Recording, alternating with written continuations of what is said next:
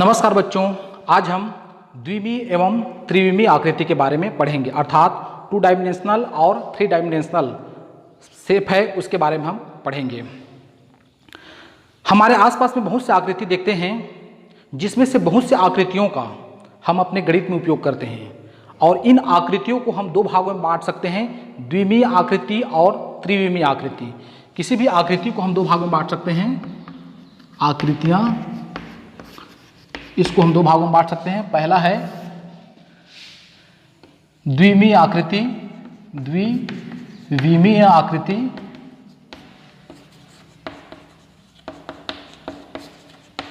जिसको कहते हैं 2D अर्थात 2 डायमेंशनल, और एक होता है त्रिविमीय आकृति, त्रिविमीय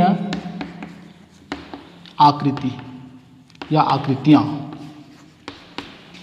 इसको कहते हैं 3D अर्थात 3 डायमेंशनल शेप। तो हम आकृतियों को 2 भागों में बांट सकते हैं, द्विमीय आकृति और त्रिविमीय आकृति। सबसे पहले जानते हैं हम द्विमीय आकृति क्या है। जैसे नाम से स्पष्ट है, द्विविमीय ऐसे आकृति जिसमें 2 विमा होते हैं। 2 विमा कहने का मतलब है उसमें लंबाई और चौड़ाई 2 विमा होती हैं, ऊंचाई या मोटाई नहीं होता है, उसे हम द्विमीय आकृति कहते हैं।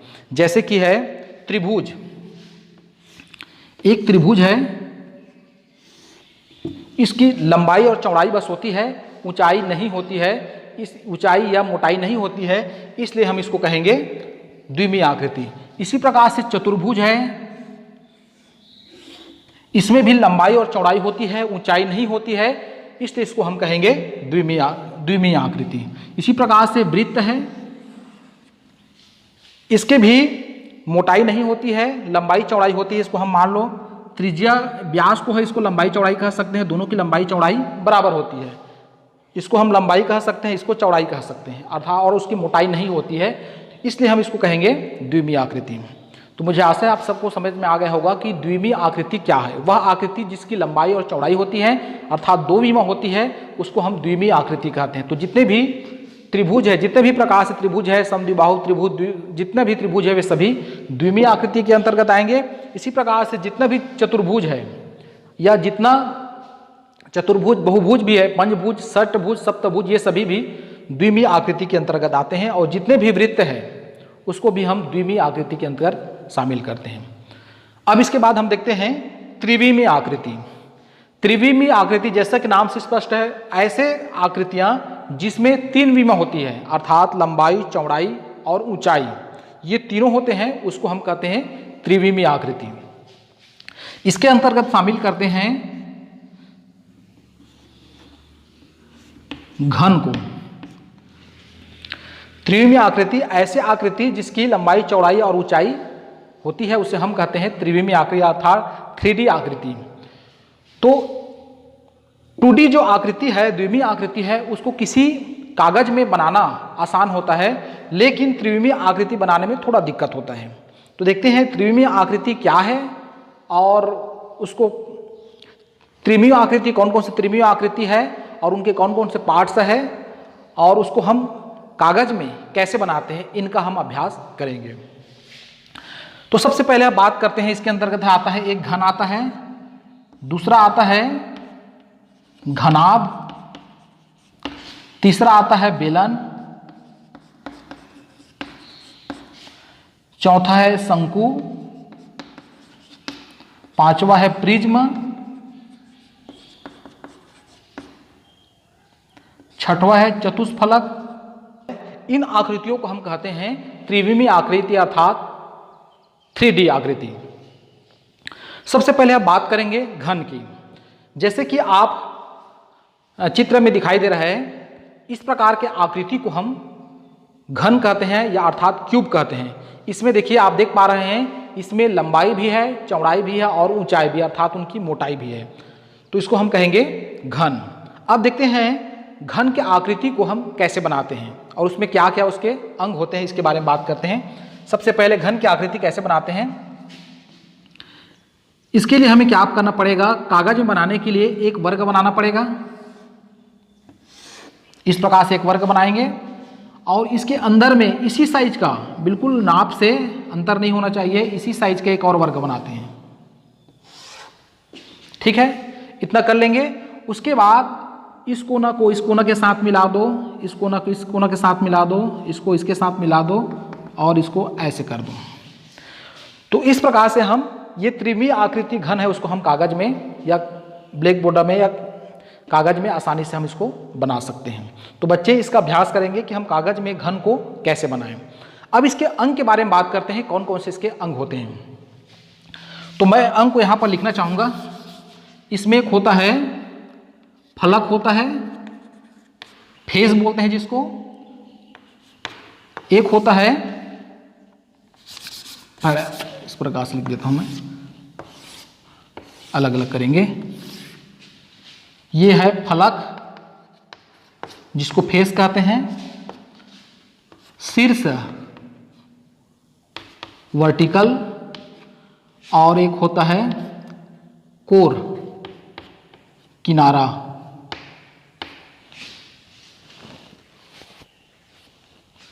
एज कहते हैं जिसको। और यहाँ पर आकृति है 2D आकृति 3D आकृति है, इसको हम डिवाइड करते जाएंगे। सबसे पहले हम बात कर रहे थे घन के बारे में। तो घन में देखते हैं इस प्रकार की आकृति, जैसे कोई एक कपूर का डिब्बा है, मान लीजिए पासा है, वो एक घन की आकृति होता है। उसमें देखते हैं कितने फलक होते हैं। इसमें देखिए फलक का मतलब है इसका जो पृष्ठ, कितने पृष्ठ होते हैं। यहाँ पर देखिए 1 2 पृष्ठ, 3 और ये 4 और सामने वाला ये 5 और इसके पीछे ये 5 कहेंगे और इसके पीछे में है उसको 6 कहेंगे।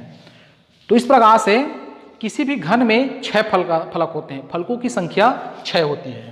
तो याद रखना फलकों की संख्या 6 होती है। अब इसके बाद आते हैं हम शीर्ष। सबसे पहले जानते हैं शीर्ष क्या है। शीर्ष का मतलब होता है ये जो कोना बन रहा है, यदि सीधी लाइन जिस बिंदु पर मिलते हैं वो कहलाता है शीर्ष। जैसे यहाँ पर एक सीधी लाइन बन रहा है, वक्र रहेगा उसको नहीं कहेंगे। ये जैसे दो भुज आपस में मिल रहे हैं, जो कोना बन रहा है उसको हम कहेंगे, बाहरी भाग को शीर्ष कहेंगे। तो शीर्ष की संख्या देखते हैं यहाँ पर 1 2 3 4, 4 ऊपर साइड हो गया और 4 नीचे साइड। इस प्रकार से इसमें शीर्ष की संख्या होता है 8। अब इसके बाद देखते हैं एज। एज मतलब होता है किनारा। इस कोना से इस कोना तक की ये जो लाइन है इसको हम कहेंगे किनारा।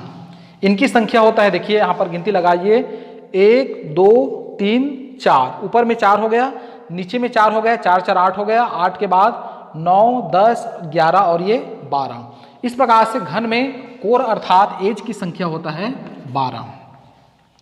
तो मुझे आशा है आप सभी को समझ में आ गया कि घन क्या है, घन को हम कैसे बनाते हैं कागज में, और घन में कितने भाग होते हैं, फलक कितने होते हैं, शीर्ष कितने होते हैं और कोर कितने होते हैं। अब दूसरी बात हम बात करेंगे घनाभ की। आप ईंट देखे होंगे या कोई संदूक या बाक्स देखे होंगे, वह जो आकृति है उसको हम कहेंगे घनाभ। घनाभ में जैसे कि आप चित्र में देख पा रहे हैं, इसको हम घनाभ कहते हैं। इसमें भी लंबाई चौड़ाई और ऊंचाई होती है, इसलिए यह 3D आकृति है। इसको हम अब देखते हैं इसको हम कैसे कागज पे बना सकते हैं। तो इसके लिए हमें क्या करना पड़ेगा, एक आयत बनाना पड़ेगा। सेम इसी साइज के एक और आयत बनाना पड़ेगा जिसकी लंबाई चौड़ाई बिल्कुल उसी के बराबर हो। अब इसके भी कोना कोना को हम आपस में मिला देते हैं। तो ये कहलाता है ये कहलाता है घनाभ। तो आप समझ गए होंगे कि कागज में हम किसी घनाभ को हम कैसे बनाते हैं। इसके लिए 2 आयत बनाना पड़ेगा, आयत के कोना को आपस में मिला देना है, तो इस प्रकार से ये घनाभ बन जाएगा। जैसे आप देख रहे हैं ईंट की आकृति भी एक घनाभ की आकृति है। इसी प्रकार से आप देख रहे हैं एक संदूक है, बाक्स है, वो भी हम घनाभ कहेंगे उसको। अब इसमें देखते हैं फलकों की संख्या। जिस प्रकार से घन में फलकों की संख्या 6 होती है, उसी प्रकार से इसमें भी देख सकते हैं 1 2 3 4 5 और पीछे साइड मिला करके इसको मिला करके होता है 6। तो फलकों की संख्या होता है घनाभ में 6। और इस शीर्ष की संख्या भी स्वयं 8 होता है और कोर की संख्या भी 12 होता है। तो इस प्रकार से घन और घनाभ बिल्कुल समान होता है। अब इसके बाद हम बात करेंगे, चलिए इसके बाद बात करेंगे हम एक और 3D आकृति है, वो है बेलन अर्थात सिलेंडर। सिलेंडर को जैसे कि आप चित्र में दिखाई दे रहे हैं, जैसे कि आप चित्र में देख रहे हैं, इस प्रकार के जो आकृति होते हैं उसे हम कहते हैं सिलेंडर या बेलन। बेलन को हम कागज में कैसे बनाएंगे, इसके लिए देखिए इस प्रकार से हमें आकृति बनाना है। सेम इसी व्यास या त्रिज्या की एक और बनाना है और दोनों को ऐसे स्केल से हम मिला देना है, तो ये कहलाता है बेलन। बेलन दो प्रकार का होता है, खोखला बेलन और ठोस बेलन। जिसके अंदर में पोलर है उसको हम खोखला बेलन कहेंगे और जिसके अंदर में पोलर नहीं होगा, बिल्कुल सॉलिड हो, उसे हम कहेंगे ठोस बेलन। तो ये बेलन हो गया। अब बेलन के भाग के बारे में देखते हैं। बेलन के सबसे पहले पृष्ठ के बारे में बात करते हैं। जैसे कि आप देख रहे हैं, एक दो वृत्तीय पृष्ठ होता है और एक वक्र पृष्ठ होता है। वक्र मतलब जो घुमावदार होता है, जैसे कि चित्र में आप देख रहे हैं, एक घुमाव वाला भाग है, उसको हम वक्र पृष्ठ कहेंगे। तो कुल मिलाकर के बेलन में 3 पृष्ठ होते हैं, 2 वृत्तीय पृष्ठ होता है और एक वक्री पृष्ठ होता है। 2 समतल पृष्ठ होता है जो जिसकी आकृति वृत्ताकार होता है और एक वक्री पृष्ठ होता है। इस प्रकार से बेलन में कुल फलकों की संख्या 3 होता है, लेकिन वक्री भाग को हम फलक नहीं मानते हैं, इसलिए इसको संख्या को मानते हैं 2। जो समतल होता है उसी को हम उसको फलक में शामिल करते हैं, इसलिए 2 हो जाएगा। ऊपर और नीचे फलकों की संख्या हो जाएगा 2। एक वृत्तीय फलक भी होता है जिसको हम फलक नहीं कह सकते। इसके बाद आते हैं शीर्ष। जैसे कि मैं शीर्ष के बारे में बताया था कि 2 रेखाखंड आपस में जब मिलेंगे एक बिंदु से, तो जिस बिंदु पर मिलते हैं उसे हम शीर्ष कहेंगे। तो चूंकि इसमें कोई ऐसा सीधी लाइन नहीं है जो कि दूसरी सीधी लाइन से एक दूसरे को काट रहा है, इसलिए इसमें कोई शीर्ष नहीं होता है। शीर्ष की संख्या 0 होता है। और इसी प्रकार से कोर मतलब जो सीधी लाइन आपस में मिलता है, तो ये जो लाइन है उसको कहते हैं भुजा या कोर कहते हैं। तो इसमें ऐसी कोई सीधी लाइन नहीं रहता है, इसलिए इसमें भी कोर की संख्या 0 होता है। अब इसके बाद आते हैं शंकु की बात करते हैं। जैसे कि आप चित्र में दिखाई दे रहे हैं, देख पा रहे हैं, इस प्रकार की आकृति होता है जो उसको हम कहेंगे शंकु। अब शंकु के बारे में बात करते हैं, इसको हम कागज में कैसे बनाएंगे।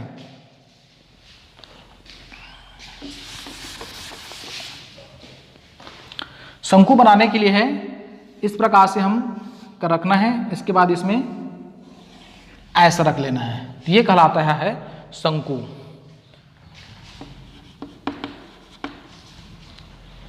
तो कागज में इस प्रकार से बना सकते हैं। और इसके पार्ट के बारे में बात करते हैं। शंकु में देखिए यहां पर शीर्ष 1 बन रहे हैं, शीर्ष की संख्या हो जाएगा 1। फलक भी इसमें 2 रहता है, एक वृत्तीय फलक होता है नीचे में समतल और एक वक्री होता है। वक्र को शामिल नहीं करते हैं, इसलिए इसमें फलक की संख्या हम 1 मानेंगे। बेलन फलक की संख्या 1 और कोर की संख्या, कोर को इसमें हम 0 करते हैं। शंकु।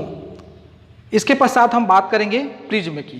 प्रिज्म को भी आप जैसे कि देख पा रहे हैं प्रिज्म कैसे होता है, और अब प्रिज्म को हम कैसे बनाएंगे, कागज में कैसे बना सकते हैं, इसके बारे में देखेंगे। प्रिज्म बनाने के लिए इस प्रकार से हमें एक त्रिभुज बनाना है, सेम इसी साइज का एक और त्रिभुज बनाना है।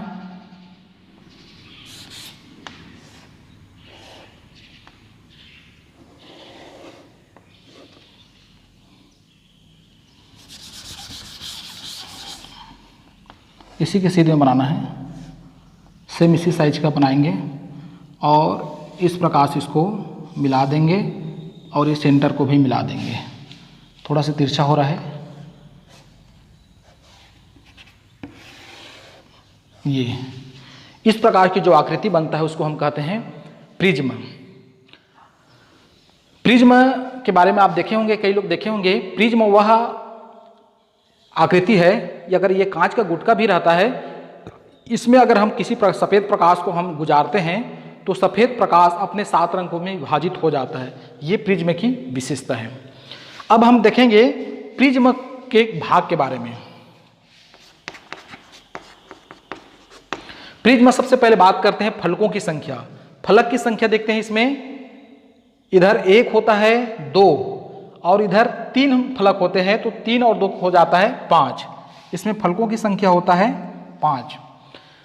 अब इसके बाद बात कर रहे हैं शीर्ष की। शीर्ष देखते हैं यहाँ पर, इधर 3 शीर्ष है 1 2 3 और इधर भी 3 शीर्ष होता है 1 2 3। तो इस प्रकार से इसमें शीर्षों की संख्या होता है 6। और कोर के बारे में बात करते हैं तो यहाँ पर देखिए 1 2 3, इधर 3 इधर 3, 3 3 6 हो गया, 6 7 8 9। तो इसमें कोर की संख्या होता है 9। तो मुझे आशा आपको समझ में आ गया होगा कि प्रिज्म क्या है, प्रिज्म में कितने फलक होते हैं, कितने शीर्ष होते हैं और कितने कोर होते हैं। अब इसके बाद बात करेंगे हम चतुष्फलक। जैसे कि आप देख पा रहे हैं चित्र में, इस प्रकार की जो आकृति है उसको हम चतुष्फलक कहते हैं। इसमें फलकों की संख्या 4 होती है, इसलिए इसको हम चतुष्फलक कहते हैं। अब इसको हम कागज में कैसे बनाएंगे, देखिए इसको हम कागज में कैसे बनाएंगे। इस प्रकार से एक आकृति बनाएंगे।